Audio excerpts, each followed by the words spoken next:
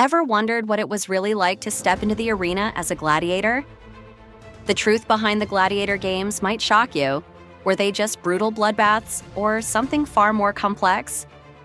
The gladiator games, those epic battles held in the grand Colosseums of ancient Rome, are infamous for their brutality.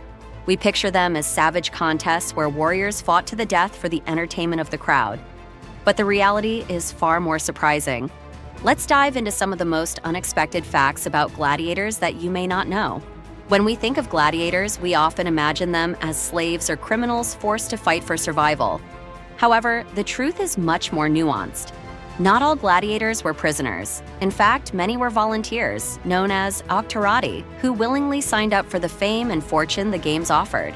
And while the image of gladiators fighting to the death is prevalent, many matches didn't end in death at all. Furthermore, gladiator training wasn't just about fighting, it was about performance. Gladiators were trained not only in combat skills, but also in how to entertain the audience.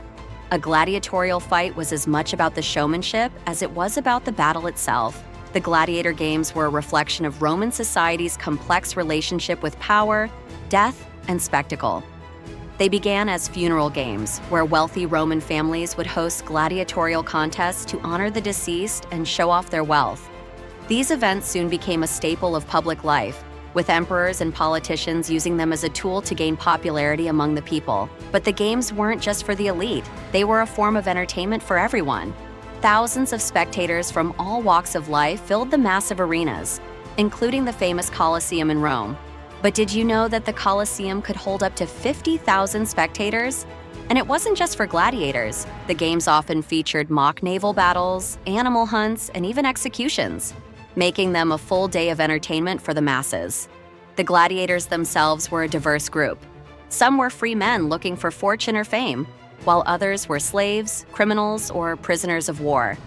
Gladiators were highly trained and fought in specific styles, depending on their weaponry and fighting techniques. There were different types of gladiators, each with unique weapons and armor. For example, the Myrmillo was heavily armored with a sword and shield, while the Retiarius fought with a trident and net. The variety of gladiators added to the excitement of the games. Contrary to popular belief, gladiators didn't fight to the death in every match. Most of the time, gladiators who lost were spared their lives, especially if they fought bravely. The decision whether a gladiator would live or die was often up to the editor, the person who organized the games, who would ask the crowd for their opinion.